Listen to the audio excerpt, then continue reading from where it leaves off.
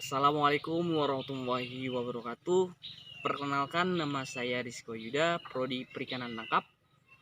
Yang kita ketahui bahwa sekarang dunia kita ini sekarang tidak baik-baik aja. Sebaiknya kita mengikuti instruksi dari pemerintah, yaitu 3M, memakai masker, mencuci tangan, dan menjaga jarak. Oke, sip. Kali ini saya akan membahas tentang pelabuhan perikanan yang terdekat di daerah saya, yaitu Pangkalan Pendaratan Ikan Sebrombang, Kecamatan Panai Hilir, Kabupaten Labuhan Batu. Oke, kita masuk ke bagian inti aja. Yang ada di bawah ini akan menjelaskan tentang pelabuhan perikanan. Terima kasih. Hai, perkenalkan, nama saya Rizky Wahyuda, Prodi Perikanan Tangkap semester 5. Kali ini kita akan membahas tentang Pangkalan Pendaratan Ikan Sebrombang, Kecamatan Panai Hilir, Kabupaten Labuhan Batu. Kita akan mengetahui tentang bagaimana sih kondisi-kondisi yang ada di pangkalan pendaratan ikan tersebut. Nah, sebelum itu, saya akan memberitahukan tentang apa sih itu pelabuhan perikanan. Berdasarkan Peraturan Menteri Kelautan dan Perikanan Nomor 8 pada tahun 2012, pelabuhan perikanan adalah tempat yang terdiri atas daratan dan perairan yang di sekitarnya dengan batas-batas tertentu sebagai tempat kegiatan pemerintahan dan kegiatan sistem bisnis perikanan yang digunakan sebagai tempat kapal perikanan bersandar, berlabuh, atau bongkar muat yang dilengkapi dengan fasilitas keselamatan pelayaran dan kegiatan penunjang perikanan. Ternyata nih, pelabuhan perikanan juga memiliki beberapa kelas. Tahukah kalian berapa kelas pelabuhan perikanan dan apa-apa saja kelas dan tipe fungsional dari pelabuhan perikanan tersebut? Oke, mari kita simak penjelasan dari slide berikut ini. Pelabuhan perikanan terdiri atas 4 kelas, yaitu kelas A, kelas B, kelas C, dan kelas D. Untuk kelas A, pelabuhan perikanan samudra dapat menampung kurang lebih 100 kapal dengan bobot 60 GT, sedangkan pelabuhan perikanan kelas B, yaitu Pelabuhan Perikanan Nusantara, mampu menampung 75 kapal dengan rata-rata 30 gross ton. Sedangkan untuk kelas C, Pelabuhan Perikanan Pantai, mampu menampung 30 kapal dengan rata-rata 10 gross ton. Sedangkan yang terakhir yaitu Pangkalan Pendaratan Ikan mampu menampung 20 kapal dengan tambah labuh 3 gross ton. Nah, kali ini saya akan membahas yaitu Pelabuhan Perikanan kelas D, yaitu Pangkalan Pendaratan Ikan atau disingkat dengan PPI. Nah, kamu sudah tahu kan apa itu pelabuhan perikanan menurut Permen KP nomor 8 pada tahun 2012, dan kamu pasti sudah tahu dan dapat membedakan kelas-kelas yang ada di pelabuhan perikanan. Selanjutnya kita akan membahas tentang apa sih itu PPI.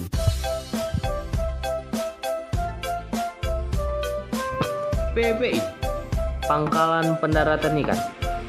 Pada PPI ini termasuk pada kelas paling bawah atau skala paling kecil di pelabuhan perikanan.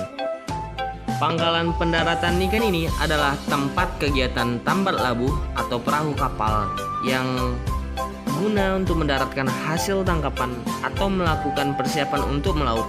Kembali setelah itu juga sebagai pusat kegiatan produksi atau pemasaran, pengolahan hasil, dan pembinaan masyarakat setempat.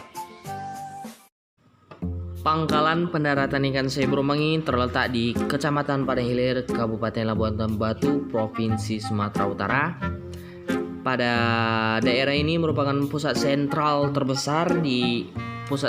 bisnis perikanan terbesar di Kabupaten Labuhan Batu dan sebagai pemasok perikanan di kecamatan-kecamatan terdekat, yaitu Kecamatan Panai Hilir, Panai Hulu, dan Panai Tengah.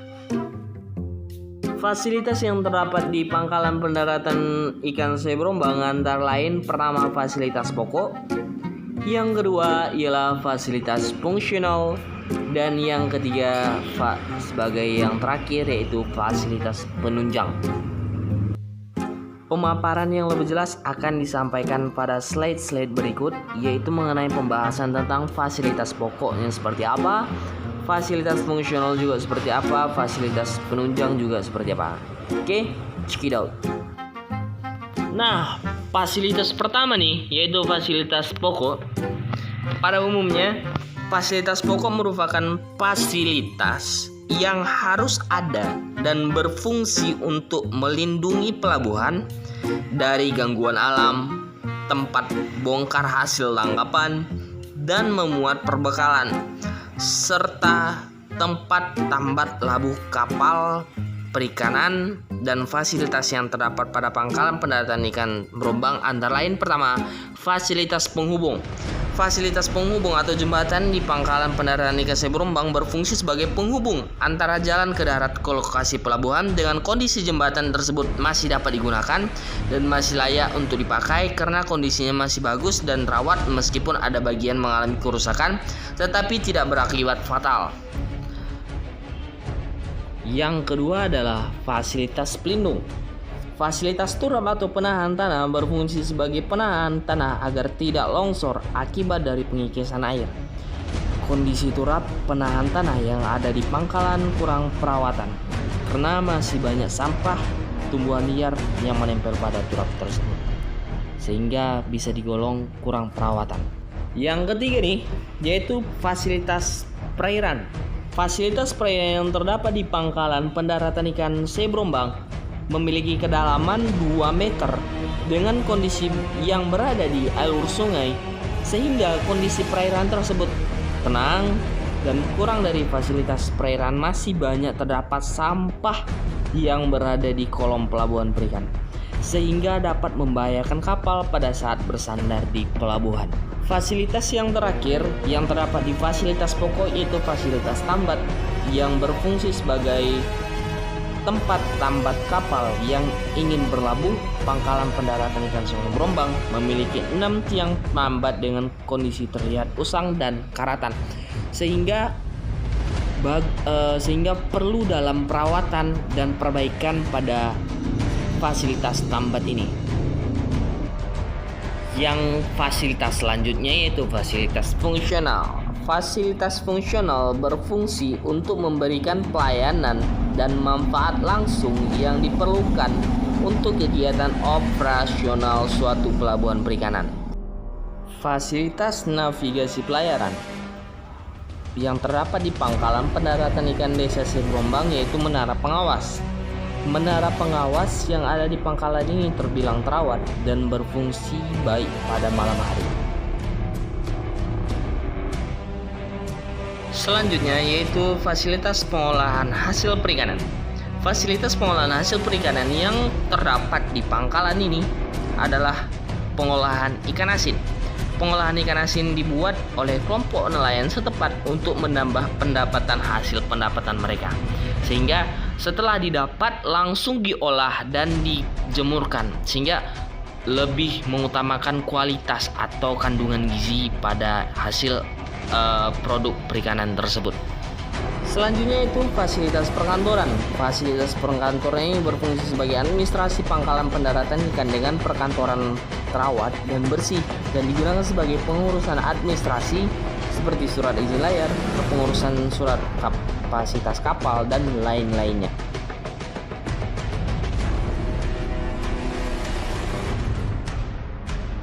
Selanjutnya yaitu fasilitas alat angkut ikan dan es. Pada fasilitas ini yaitu alat angkut es menggunakan perosotan yang terbuat dari batu sepanjang 112 meter, katrol kecil guna mengangkut es ke kapal, dan keranjang besi sebagai wadah es yang digunakan untuk katrol. Pembuatan es berdekatan dengan PPI sehingga dapat mempercepat persiapan nelayan dan penyidikan biaya transportasi es tersebut.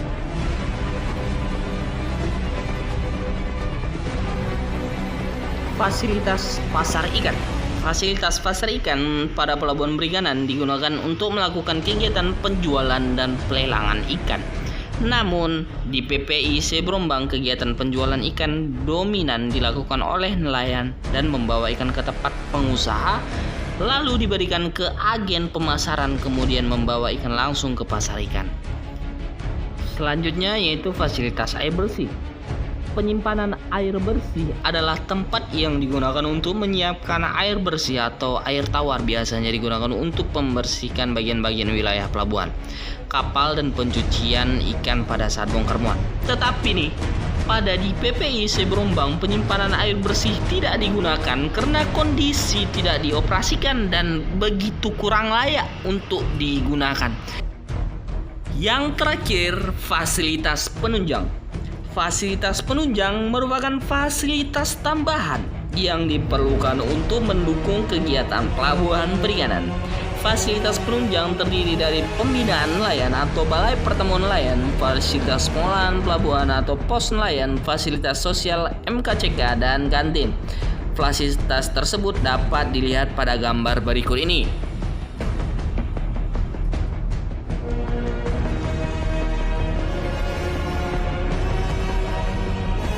Yang pertama, fasilitas pembinaan nelayan. Fasilitas ini dahulunya berfungsi sebagai tempat perkumpulan nelayan, tempat untuk diadakan sosialisasi dinas perikanan kepada nelayan, serta sebagai tempat pertemuan awal bagi pelajar atau mahasiswa yang ingin melakukan praktik. Balai pertemuan nelayan seperti yang dilihat pada gambar sangat-sangat memperhatikan kondisi bangunan perawatan tidak terjaga dengan baik, sehingga perlu untuk direnovasi. Selanjutnya yaitu fasilitas sosial dan umum. Fasilitas ini kurang untuk perawatan di bagian toiletnya.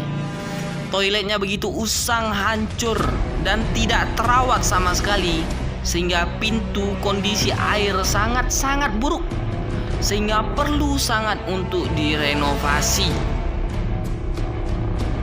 Dan untuk selanjutnya yaitu fasilitas kantin, berguna sebagai tempat penyedia makanan atau suplai makanan. So, sekian yang bisa saya sampaikan. Apabila ada dan kurang salah, mohonlah dimaafkan. Terima kasih. Wassalamualaikum warahmatullahi wabarakatuh.